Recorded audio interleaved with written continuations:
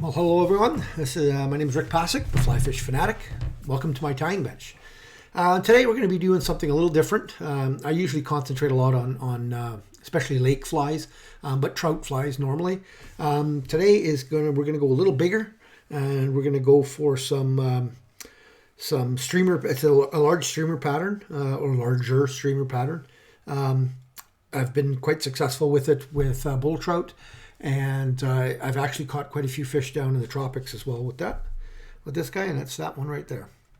Okay, so it's not a really difficult fly, but it's not a beginner fly either. So I did use an oversized fish skull on this one, and then I used some grizzly for the lateral line. So you can use that if you want for the lateral, or you can actually just use lateral scale for it.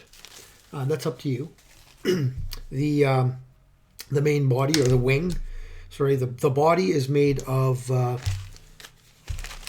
Palmer chenille, and I just do the main body in the Chartreuse, and then a little bit of a gill or up at the front there in red. And then the wing is Semperfli Predator Fiber. Now I just got the bags here so you can see. So that's the Chartreuse, and then that's the white. This is what it looks like in the outside. All right, so that's the two colors I'm using today. You can get it in there's many colors, but I've got it in blue, I've got it in a yellow, I've got it in a light blue. Can't remember what this color is called. Yeah, light blue. And this one's called hot yellow. And this one I don't have the tag for anymore. So, but yeah, so it's a great product. It sheds water really well. It gets wet, and then the first cast it just sheds that water off. So today we're going to be using a Mustad size 4 circle hook. That's what I'll be using today. Obviously, I'll pinch that barb, but that's what we'll be using. So let's get on with it. So I already explained most of the product, but I'll be using also Semperfli Nanosilk in a 12-aught in olive. I'll be using some LePage's Ultra Liquid and some Crazy Glue as well for the head. Be using some fish skulls, and I'll be using some tape eyes, these guys here. Now you can use other ones if you want. It depends. You can get them in many different styles. I really like these prismatic ones. They stand out really well. And then, of course, for the lateral scale, I'll be using that. I already picked out a couple of pieces. So let's get going. First things first, let's put on our base layer here. Where's my scissors? I got my new scissors yesterday. I got a beautiful pair of renomed. These are great little scissors, and then I got a larger pair as well. So I got here, you got the two pairs. So happy. So I'm gonna put a little bit of wax on that. I should have done that right off the bat, but I didn't. So just gonna give this a bit of another coating. Come all the way to the back here. Then I'm going to take my Chartreuse Palmer. I'm going to add my Chartreuse Palmer right to the back. Now, with this stuff, you see there's a center core and stuff. I'm just going to nip off some of these fibers. Excuse my fingers if you're not seeing this properly, but so just like that. So there's just expose that center core. So I got somewhere to catch in. It makes it a little bit better, and you don't get that as frizzy in the back there, right? So that's tied in. I'm going to come up about to there, and I'm just going to put a half hitch in. Just one half hitch. That's it. Okay. So now I've got that ready. That's as far as I'm going to go with the green part of the body. So touching wraps here, making sure that the palmer is always facing backwards. Oh, excuse me there. Bumping that. So you always want that facing backwards. If it twists on you, just untwist it. It's not a huge deal, right? Maybe one more. Give that 1, 2, 3 behind, 1, 2, 3, 4 in front. Take your scissors and just nip that off right at the core. And we'll take your red, exactly the same thing, but not as much. So I'm going to take my red, I'm going to prep the center here by nipping off some of those little fibers. Stroke them back if you can. Again, it's not a huge deal. You won't really see if you've trapped a couple. So, there. I do one kind of on top of that green, and then I'm going to start moving forward. And I just want 6 or 7 wraps here. I don't want a lot. It's just a hint of the gill or the sack, depending on what you're using it for. And it's like almost like a hot spot. So there.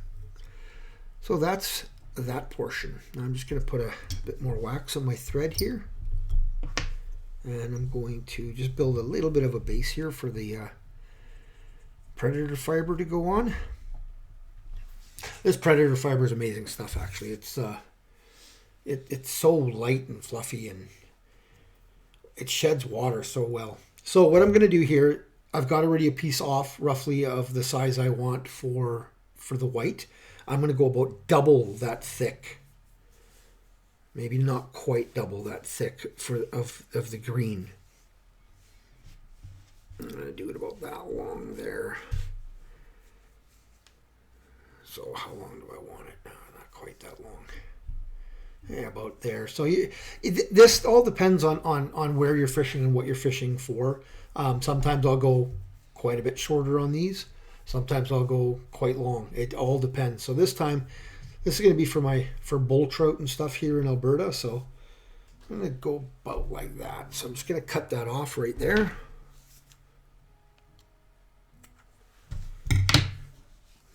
Okay, and I've got that pulled out so it's got a nice taper to it in the back end. Now this doesn't yet. So you just pull some of these fibers out and just give it that little bit of a taper. As you're holding on the one end, just pull that a bit. So you just get that little bit of a taper, right? You don't want it blunt end. So then I'm going to match that up with that taper. Lay it on top, on bottom. So I'm just going to give this green just a little bit more. I want that green sticking a little bit past.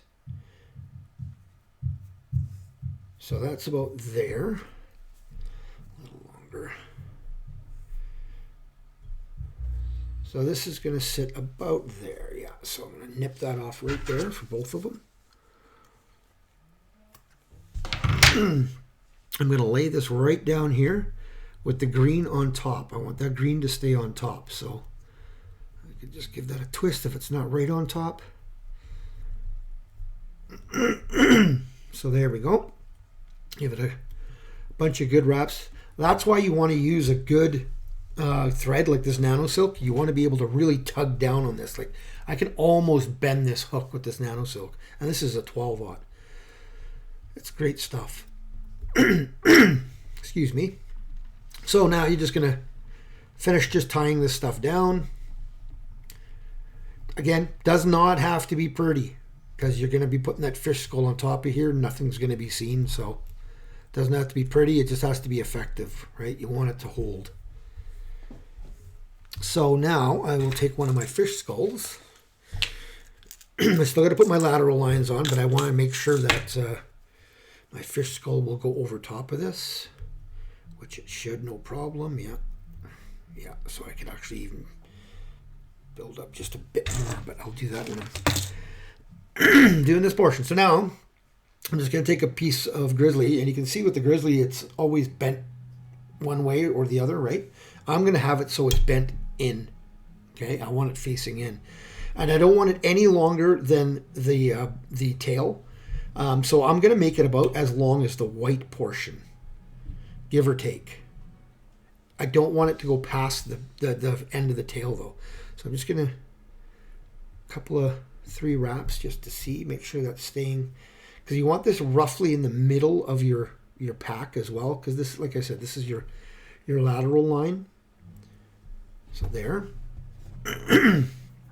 Same thing, natural curve is going to go in, and I want that natural curve on my center here.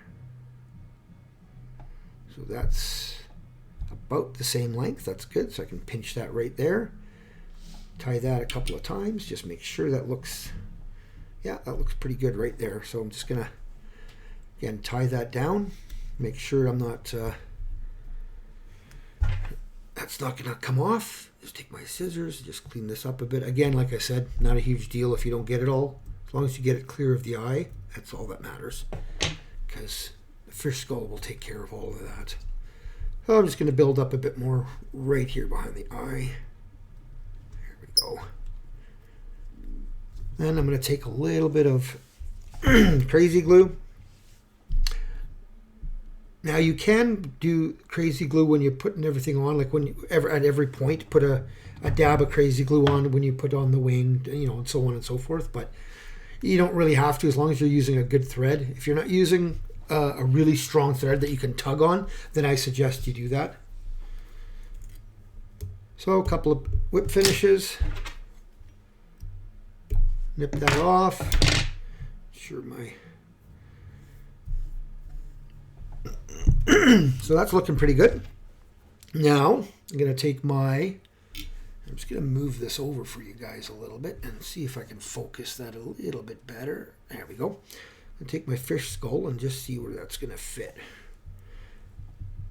Right about there. Yeah, that looks pretty good. So now what I'm going to do is I'm just going to take that back off. That's the way I want it, just like that. So now there is a side. It's kind of making it be hard for you guys to see, but there's a side inside there that's got a bit of a lip there. And what I'm going to do is I'm going to take my LePages and I'm just going to put a couple of 2-3 dabs on that lip of the fish skull here, and just a couple of more dabs on here, and then I'm going to take this and shove this on, and I want that right on there, right? There we go. Okay, now you can tuck that down and go in there with the LePages as well a little bit, and just put some right on top of that on there, and that will hold. So now that will hold just like it is. I never trust it. I've lost a head here and there, so I will always go back and put a thread dam in the front. So waxed my thread a little bit, just put a bit of a thread dam, build a little bit of a head. Now if you want a bit of a hot spot or something, you could use like a nice Chartreuse or even like a hot orange or something like that.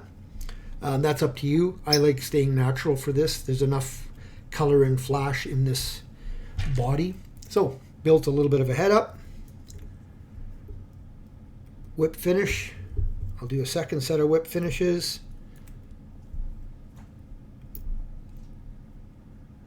Caught there. Second set of whip finishes. Make sure that's nice and tight. Cut that off. If there's any little frays there, like I see there, just take your lighter and just give it a zip, zip, just a little zap. There we go. That'll clear anything out. So that's good there. Now we'll take my eyes, and this is where the brushable super glue comes in. So I'm just going to take one piece off here, one eye, and I'll try to turn this so you guys can see what I'm doing. But just going to do this. Take my super glue with the brush, and I'm just going to touch that right in there, just to give it a little bit of extra sticking power. And then you're just going to lay this right in there where you want it. You don't have much time, so once it's in there, it's in there. So that's on. Repeat on the second side. Just a little dab, not a ton. Get another eye. Sometimes these can be a bugger to get off these sheets, but that's not too bad. So, and stick it on there. Move it if you can. There you go. Perfect. So that's good. Now I can, if I want, go and smack that with a little bit of UV resin and just give it a shot just on the eyes if I want. But with this crazy glue, it's plenty good enough. So that is it. This is, like I said, I fished this in the rivers for bull trout. I fished it for redfish down in New Orleans. And if you're gonna cut, you just kind of, like what I just did is I'm just kind of just getting that fluff off, right? Yeah, so it's a really effective pattern for predator style fish. In a larger version of this, it's really good for pike as well. Even this is good for pike, but the larger pattern is a bit better. And then quite often what I'll do is, instead of putting a natural grizzly or the black and white grizzly on for a lateral line, I'll either use lateral scale, or I'll do red grizzly or dyed red. That gives it just a little bit more of a pop, especially for pike. They really like that red-green combination. So yeah, so that's it right there. Like I said, now what I would do is I would give, I'll pinch that hook. I will put one little bit of crazy glue on that head that I forgot to do. So I just go right in there and just put a little bit on that, on the thread there. And if you get any in the eye, you can just get it out with a bodkin or an old feather or whatever, right? So just to make sure. So yeah, so that's the finished fly. Give that one a shot. If you like my tying videos, please think about subscribing. Give this video a thumbs up and hit that notification bell. And go check out Semperfli Materials. Excellent product. I've been using their products now for a couple of years, and I've been really using them a lot for the last year or so. Great products. Like this one here in particular really sheds the water well, so works really well. So go check them out. And tight lines, and let me know what you guys want me to tie next. Just leave some comments and let me know, and I'll tie some salmon flies or some steelhead flies or whatever. So yeah, just let me know. Tie lines, everyone.